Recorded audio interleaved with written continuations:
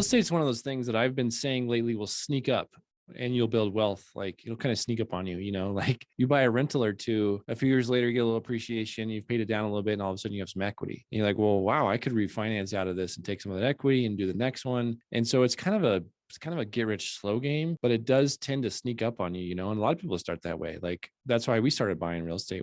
I was like, well, we want to supplement our retirement because I was self-employed. I didn't really have a retirement account. Right. So I was like, that was basically the beginning of it. But then just to your point, you start the chips start falling in a sense and you start learning more techniques. Burr is an awesome technique, right? So you typically fix it up and you refinance and you get your cash back and you're still holding the asset. So that's such a cool technique to do over and over again. And pretty soon, again, you've built up quite a bit of equity. Now, to your point, right, the market was really, really good over that period of time. It may not be in the next 2 or 3 years coming, but all that to say, you're still going to have some pay down. And if you buy right, there's going to be some opportunities. There's always a place to make some money in real estate. So I really appreciate your honesty because it doesn't take someone getting an inheritance or being super, super rich. It just takes some diligence to save up to get started. Yeah. And I didn't even mention it, but refinance. And we did that right at acquisitions, but also, because we started in 2013 and then as values grew, there was a couple of those single family homes where we said, hey, we want to hold this long term, but we just have such low leverage.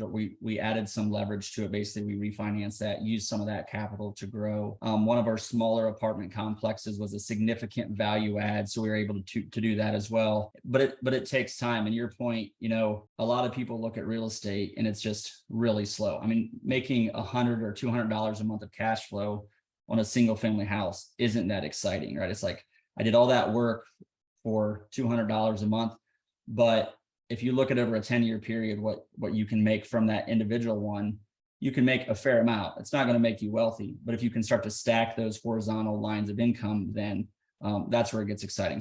But it absolutely takes time and persistence to grow a portfolio.